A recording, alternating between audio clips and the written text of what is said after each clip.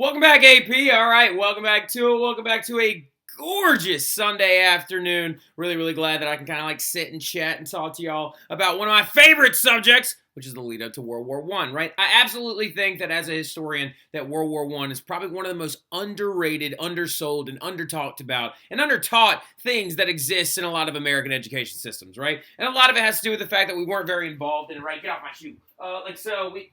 You bit into my shoe. It's not terrible. It could be worse. All right, so look, come up here with me so you can be kept an eye on. So Pierre is also going to learn about World War I. Now, the biggest thing about it, though, is we weren't as heavily involved in it, right? We didn't get involved until 1917. It's mostly a European conflict. But that doesn't mean that it's not very interesting, intense, intrinsic, and it has all that stuff that relates back to imperialism and nationalism and alliance systems and militarism and all those fun things, right? And also technology and scientific advancement is going to play a major part in this as well. But where we left off on it was that M1, right? We talked about militarism, right? We were discussing the buildup of militaries. We talked about the Anglo-German arms race, right? The dreadnoughts versus the Unterseebooten. Yeah, like so I can just hear Katie Petweet going, Unterseebooten. Yeah, like so now the big thing about it though is militarism is also growing out of short bursts of things on the continent, right? So like, and imperialism as well. So small wars have been breaking out all over like Europe since like the end of the Age of Metternich, right? 1848, since the end of this presumed era of peace. Like so, like and all that other stuff. And these little small wars are like the Crimean War, right? The Russo-Turkish War and like several other ones that were very similar to that. We'll talk about a couple other ones here in a second when we talk about the Balkan Wars.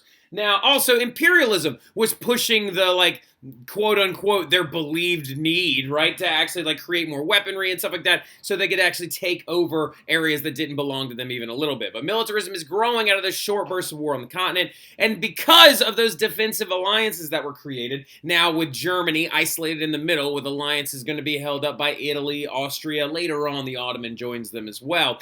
Those, like, are going to be, like, they're going to start creating mobilization plans, right? Mobilization plans is in plans to what we're going to do if we actually do, in fact, go to war. Sorry, that's a little extra hand. That's not me. See, these are my two hands. That's my wife's hand because she loves Pee-Pee Boy. Like Comrade Pee-Pee, Captain Pee-Pee. So, baby, he just looks so cute learning all his history. Yes, he does. No, I don't want to be on camera. Say no. hello. So anyway, now look. The big thing about it, though, is one of these members that is going to be like actually creating mobilization plans. Be careful. You're making it's okay. They like it. They like it. Here, special delivery. Thank you for the drop-off. All right, so anyway, now, so the biggest thing about it, though, is Alfred von Schlieffen is one of those guys, right? So Alfred von Schlieffen was this German military leader, actually, like, that ended up dying before World War I ever even broke out, but after the signing of those defensive, like, alliance systems between Russia and our French shark, you know what I'm talking about? That guy could pop up at any moment.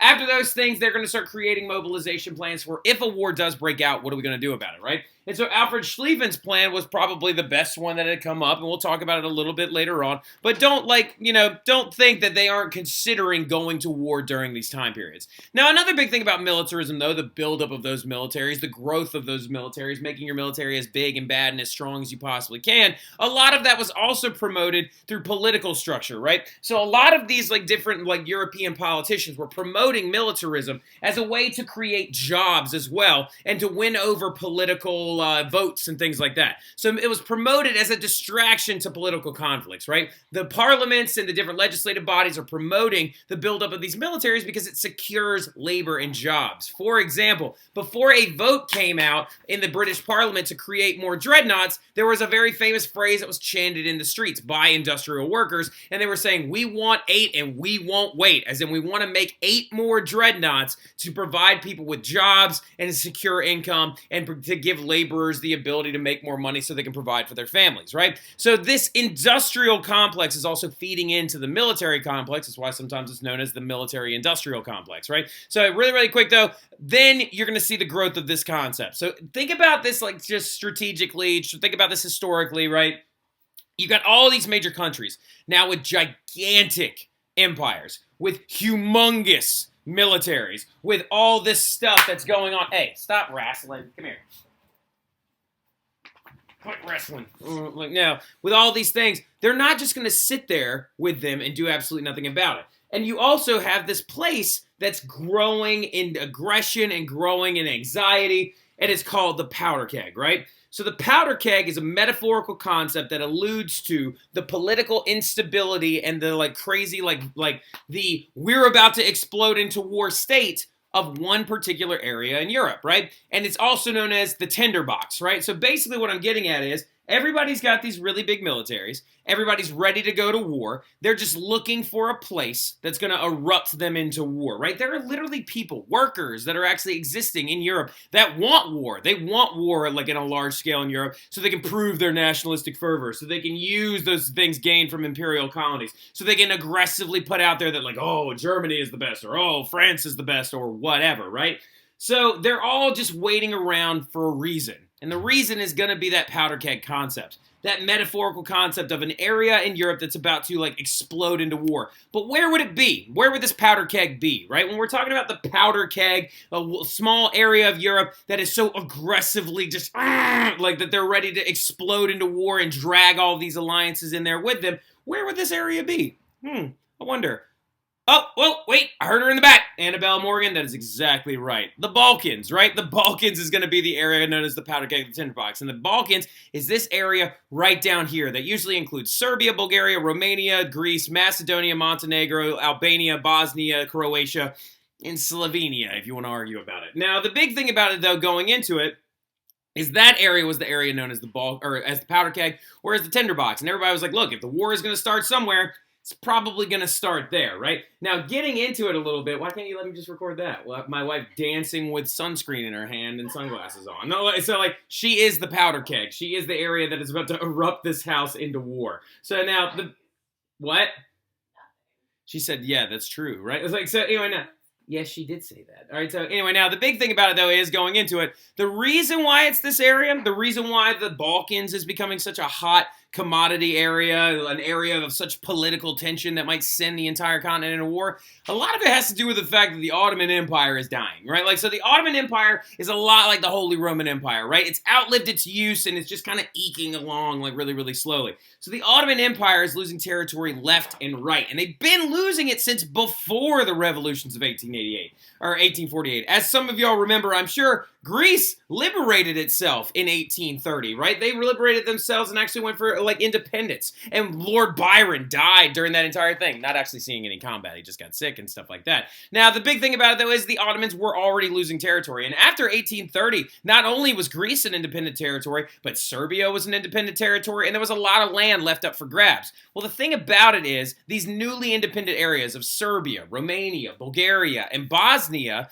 are going to start being, like, picked apart, and like people want them, right? Because they want to grow their own empires, and they're not just going to allow Romania and Serbia and Bulgaria and Bosnia to be their own independent countries, because that's ridiculous, I guess. It's so stupid. Just leave them alone, right? Now, Serbians are going to be the ones that kind of arguably start the whole fire, right? Now, when you're thinking about a powder keg, right? When we talk about that metaphorical concept of a powder keg, stop eating the toilet paper. Pierre, quit it.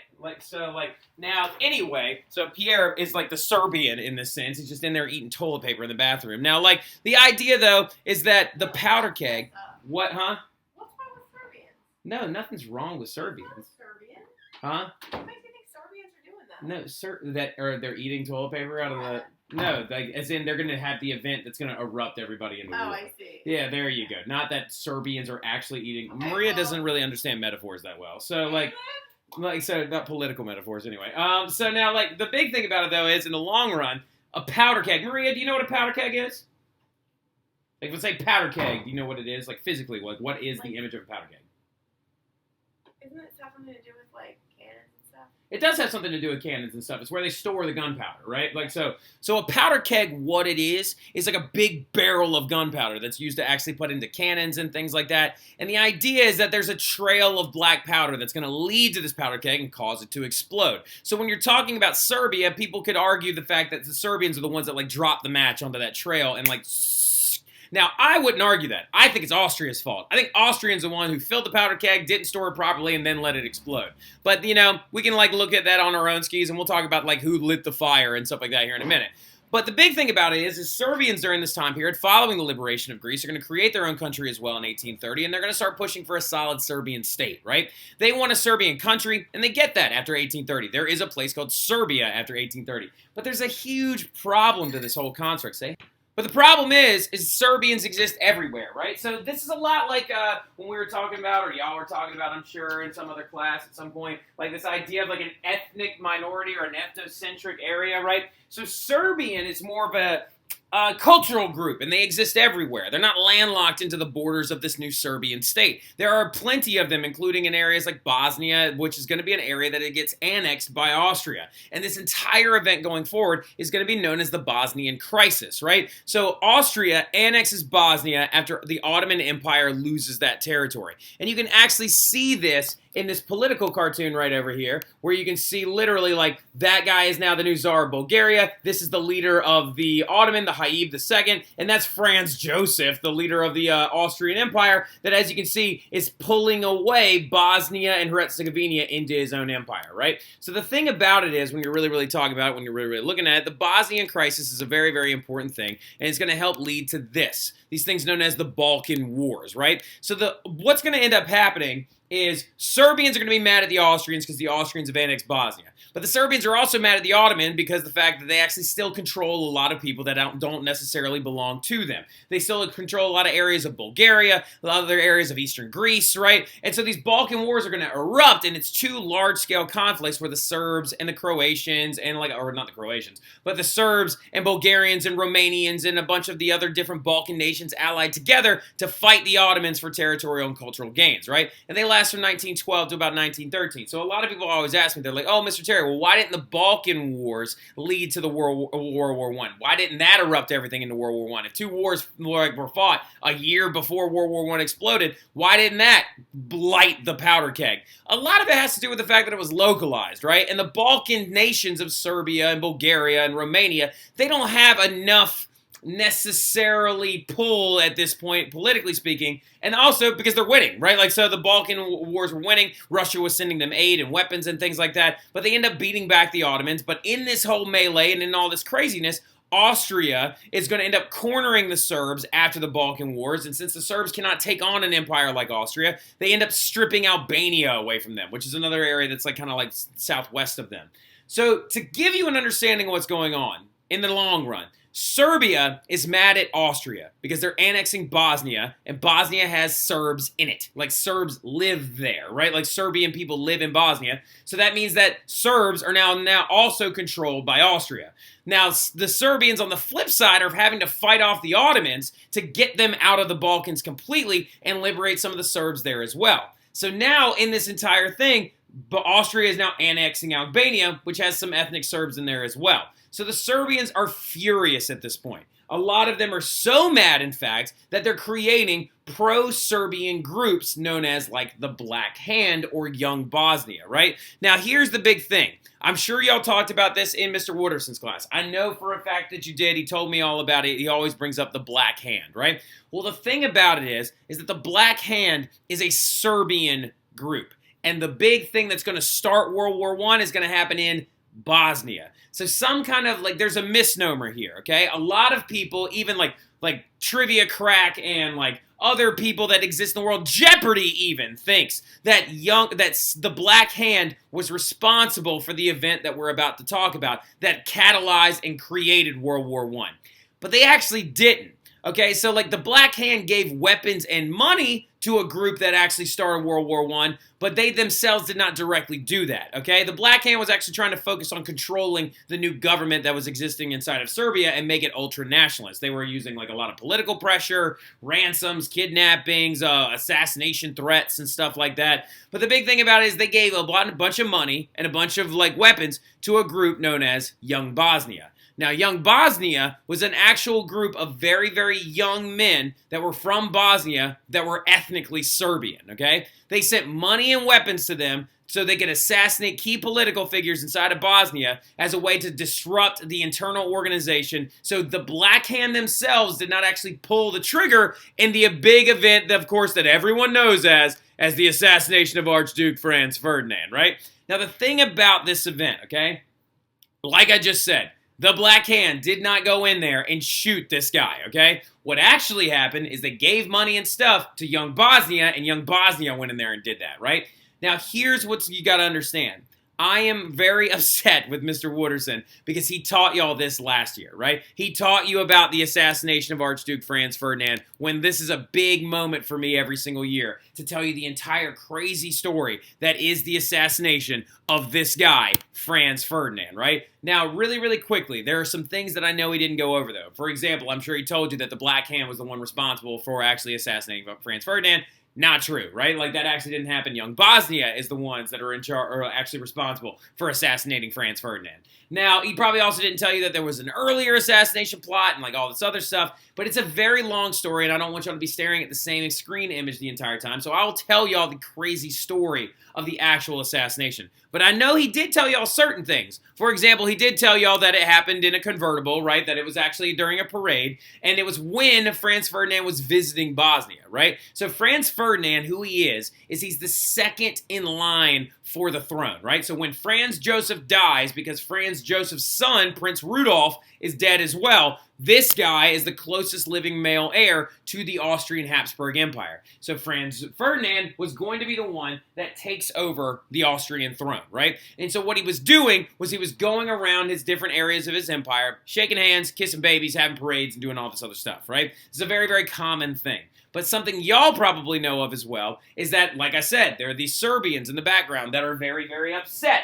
that Austria controls Bosnia. So when he decides to go to Bosnia and he goes to the capital known as Sarajevo in July of 1914, or June of 1914, in the summer of 1914, when he goes there to Sarajevo to do said kissing babies, shaking hands, and do his parade, young Bosnia creates their assassination plot. And that's the thing that's going to end up leading to his death. Now, the thing about it is, though, is that wasn't the original assassination attempt, but again, I'll talk to y'all all about that stuff in class. But the thing I do know that Mr. Wooderson told you is he did tell you about this young man, right? Gavrilo Princip. Go ahead and write his name down. Gavrilo Princip. Gavrillo, and then Princip. Gavrilo Princip. Gavrilo Princip is the dude that actually pulled the trigger, shot, and killed Archduke Franz Ferdinand on that journey to Sarajevo, in that parade, during that moment, in the summer of 1914. And you could say that this ethnically Serbian man is the start of World War I because he killed Archduke Franz Ferdinand, right?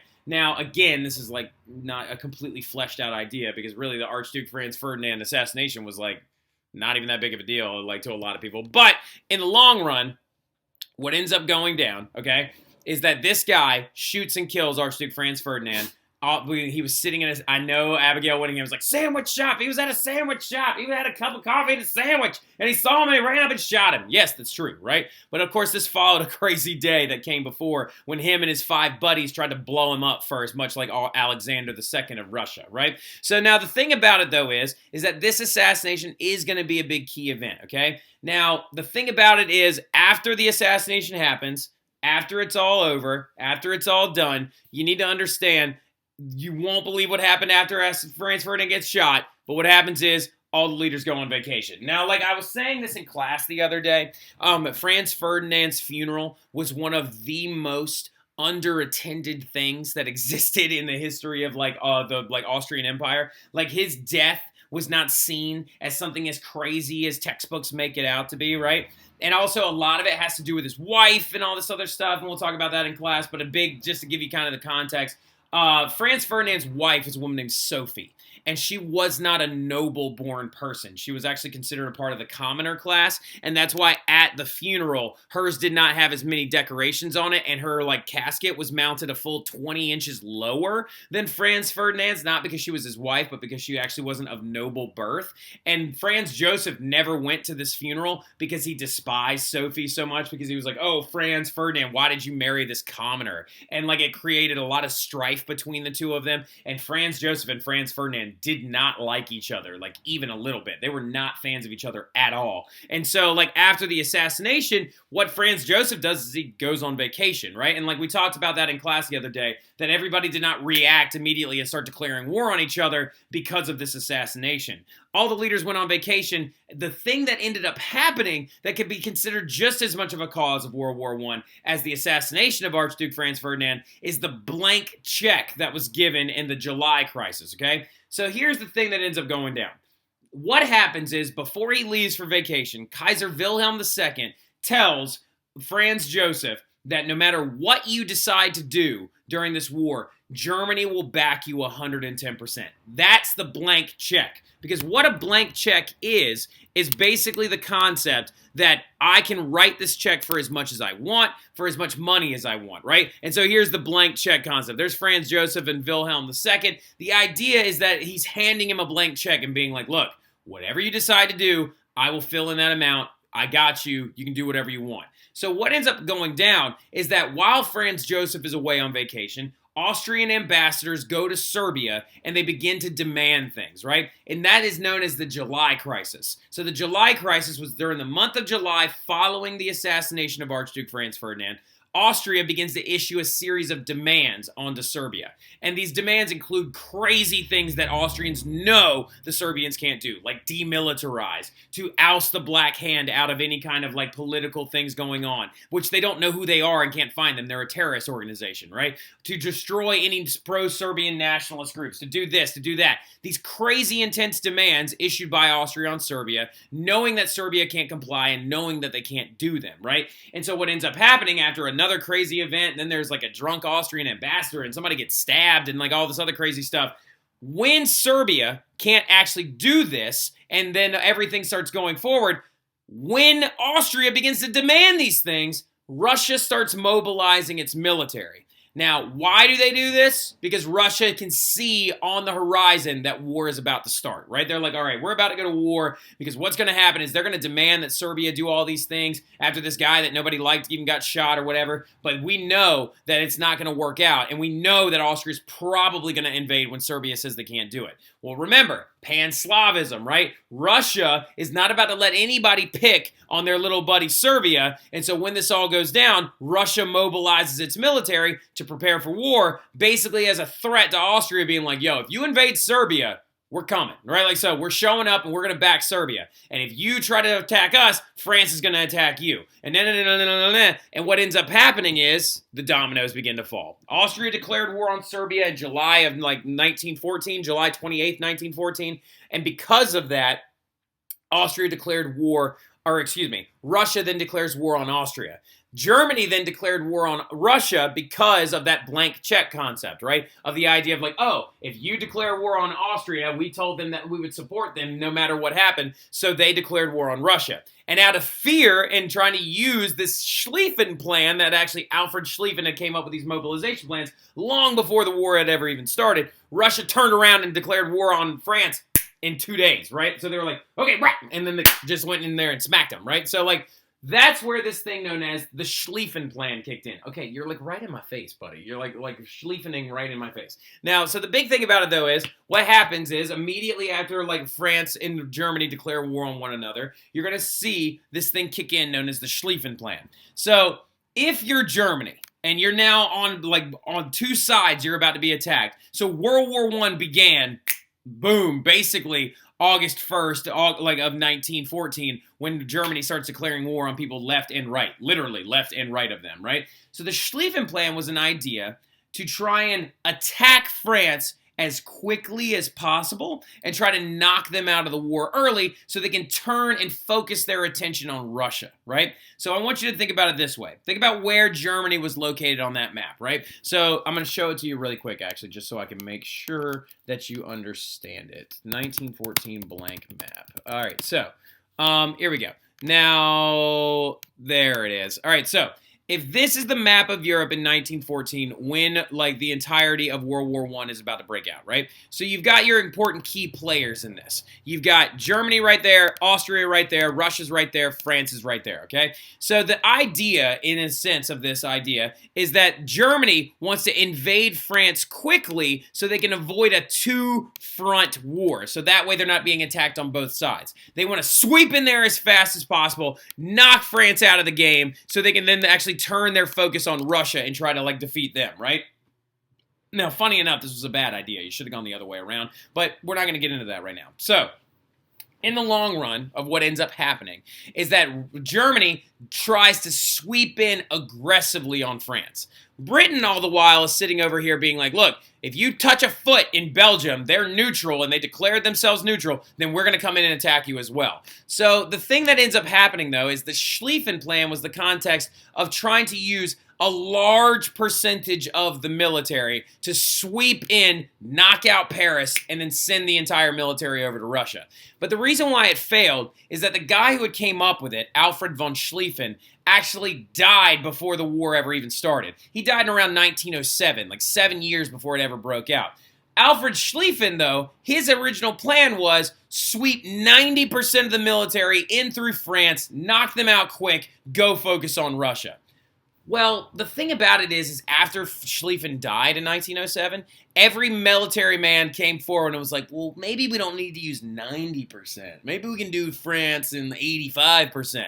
And then as the years go on, that number kept going down and down and down and down and down until when they actually tried to sweep through using the Schlieffen Plan, they were only using 70% of their military. So they actually got stalled and stopped in Belgium, and also they just entered a military neutral country in Belgium, so here comes Great Britain, right? So the thing about it is the fact that Britain said, do not touch a foot in Belgium, and they did it anyway. But the Belgians also slowed down the German advance by blowing up railroads, destroying highways, and making it very hard for the Germans to sweep through Belgium. That slowed them down exponentially, and so when the Germans finally start fighting the French at the First Battle of the Marne and places like that, what ends up going down is they were slowed down, and machine gun versus machine gun, and you're going to start the very first stalemates of the war. Now, Britain is going to declare war on Germany after they touched foot in Belgium because they weren't supposed to, because Belgium is supposed to be neutral, right? So Italy declared itself neutral at the very earliest onset because they were like, I know we said that we wanted to be with Germany, but we're going to see how this plays out first.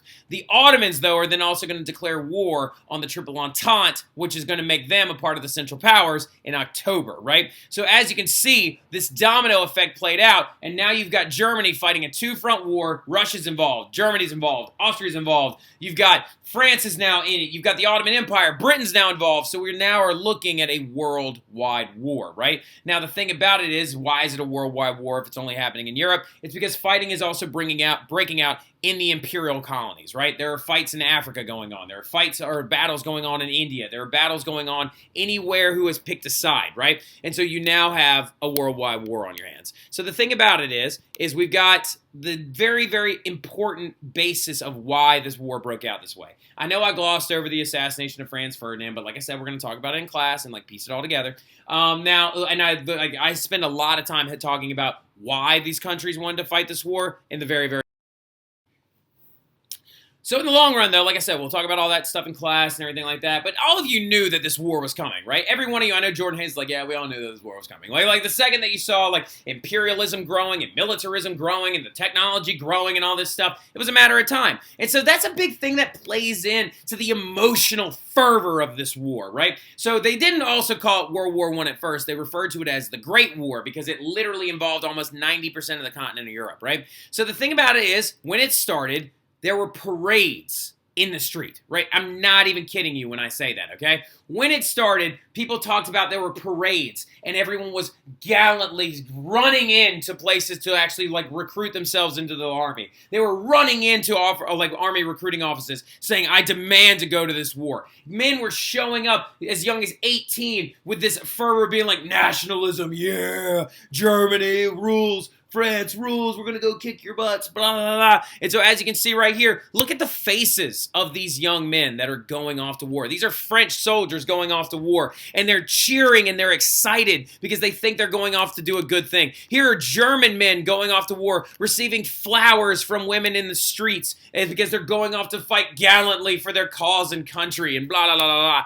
And here's another one that's my favorite pictures that actually shows German men in the boxcar of a train on their way to the front, ready to fight that war. And literally, it just says we're going to go fight on the boulevard, right? It says that Auf Wiedersehen from the boulevard. It's saying goodbye from the boulevard. We're going out, and the Kampf mir, like literally saying that we're going. What is like? Man, it would be a lot easier to read this German sentence if I knew what word was like sitting right there. Well, I'll figure it out, and I'll go look at some other versions of the thing. But they literally drew on the side saying we're going after Paris. We're going to go knock out Paris. Like all these other things. And in the long run, that's how it started.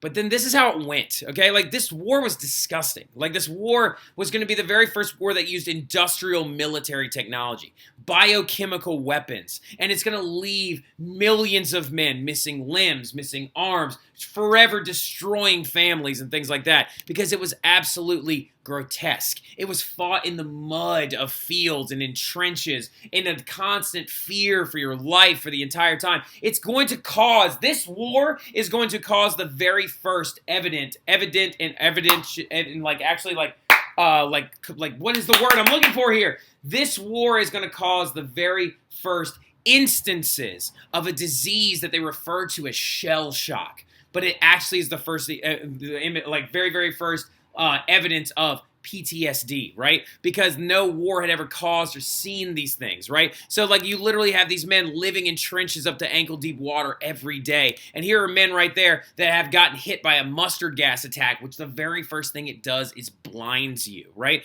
So going into it, this war is awful, and it's a trench war, right? It's total war, and it's trench warfare. Total war, what that means is the earliest onset of the war, it basically erupted into what was known as total warfare. Total war is a war in which distinction between soldiers and citizens is like heavily blurred, as in a lot of citizens are going to get caught in the crossfire of this war. There are going to be heavy amounts of Belgian and French and German citizens that are going to lose their lives during this war. It's a war where literally the means of production goes completely to support the war effort. People like Marx and socialists during this time period would have hated this because they were like, now I'm laboring for a war. And that is a big thing you need to understand, is there were heavy amounts of socialist protests that were against this war, because remember, we have no need for war because a working man has no country, right?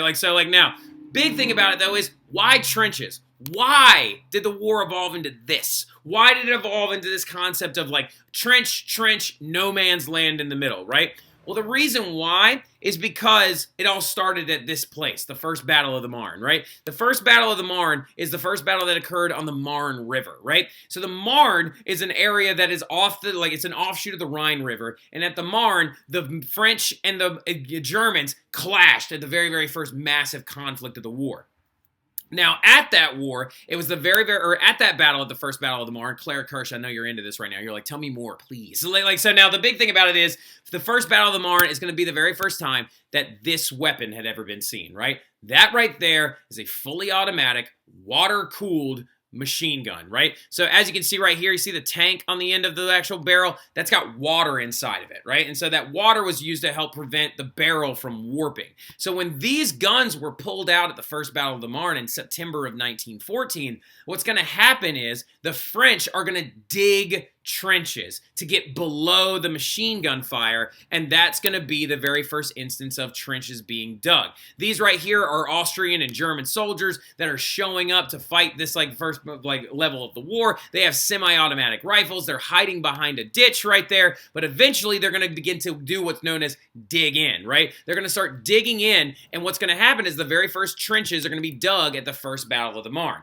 But what are you going to do if you're the opposing army? If I have a trench and you have a trench now and you're trying to avoid my machine gun fire, I'm probably going to charge over that. I'm going to try and flank your trench and come up from behind you. Well, what ends up happening is they started digging their trenches longer and longer to prevent flanking movements. And it began this thing known as the race for the sea. And basically, the trenches just kept getting longer and longer and longer and going north and north and north until they reached the English Channel. And this happened on both fronts, Western and Eastern. Well, Eastern, not so much. It was very cold out there on the Eastern Front towards Russia. They had a lot more traditional military tactics. They didn't have as much trench warfare on the Eastern side as they did on the Western side. But the Western side, it turned it into literally a trench war. And they just kept digging further and further. By the time that World War I ended, this is going to blow some of y'all's minds. By the time World War I ended, there was one continuous network of trenches that went from all the way in northern France all the way to the Mediterranean Sea. And it was 440 miles long.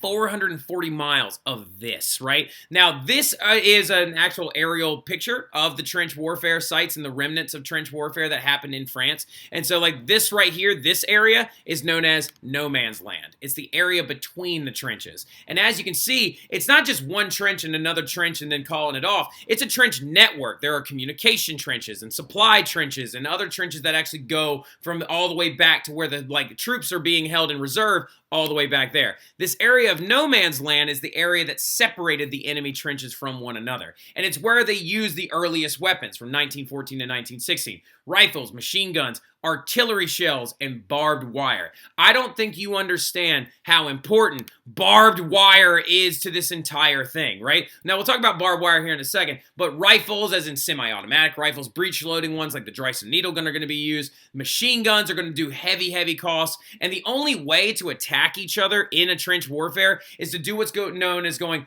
over the top, which literally basically means charging through no man's land to try and get into the other trench and inflict as much damage as absolutely possible. Now, the one weapon that is going to cause the most deaths in World War I, though, is known as artillery. Now, these right here are artillery guns or artillery shells. These are howitzers that are actually made by the Germans. These guys right here are a short-barreled cannon that basically launches a giant bullet that explodes right before it hits the ground, right? And causes massive explosion and shrapnel that spews out everywhere and kills anybody within about a 50-foot radius, right? So artillery shells caused the most death in this entire war. And they're the very first time that these weapons have been used because they would literally use an artillery gun to lob shots from this side all the way up and over no man's land and into the enemy trenches. Do you see these pock marks everywhere? All those little pock marks are craters from artillery shells, right? So artillery shells are a very aggressive, very, very bad weapon that is going to be used to try and actually attack the enemy to weaken their trench lines so they could do what's known as break through, which is everybody's main idea for this war was that they were basically going to break through the trench, establish their own trench in the middle of the enemy trench, and then roll them up is what they called it, right?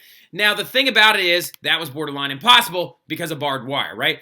Barbed wire was invented in the late 1800s, and this is the very first war that it would be used in, but it heavily slowed down troop advancements. If you charged at an enemy trench, this stuff was all over the front of their trench, and it was almost impossible to get past without getting shot. So you would oftentimes just get hung up in it, tangled in it, and people would actually die in this barbed wire all the time. They used artillery shells usually to try and clear out as much of the barbed wire as possible, but the issue is barbed wire is a resilient barricade-type material that you can't just get rid of with an artillery shell, right? So what's going to result because of trench warfare is things known as stalemates. So after the trench lines get dug and right about 1915, a massive set of stalemates occurred on the Western Front primarily, which is where both sides were attacking each other constantly, leading to a massive amount of death by the soldiers and death of soldiers and death of civilians, but no one was advancing. Literally, they were just sitting here in these trenches, attacking each other, and absolutely no one was advancing. No man's land was littered with dead bodies and downed, vehicles and things like that. And this over-the-top strategy just wasn't working because the stalemates were never being broken. And as you can see, machine guns, barbed wire, this right here is what the trenches themselves would actually look like, would not actually resulting in anything. And so you're going to see the evolution of both weaponry and uniforms and all these other different items. For example, when we looked at the earliest uniforms at the very beginning of World War I, they were very brightly colored because they were a part of your nationalistic fervor. You're like, I am France, so I'm wearing blue, and they are Germany, so they're wearing black, right? But the thing about it is it made you stick out like a sore thumb, so you were really, really easy to see, and so artillery guns could easily hit you. And so the uniforms over time in World War I are going to evolve into camouflage, which is what we use in modern-day military uniforms. Later weapons are also going to come around that are going to try to break the stalemates as much as possible. Things like landmines, poisonous gas, zeppelins, airplanes, the 1950 Fokker scores, tanks, and all this other stuff. But what we're going to do is we're going to talk about those weapons. We're also going to talk about the home front and things like that during class. When I see y'all again, y'all have a good one. I'll see you Tuesday, and we'll go over everything that's going to be going up onto the test. But I'll see y'all then. Y'all have a good one.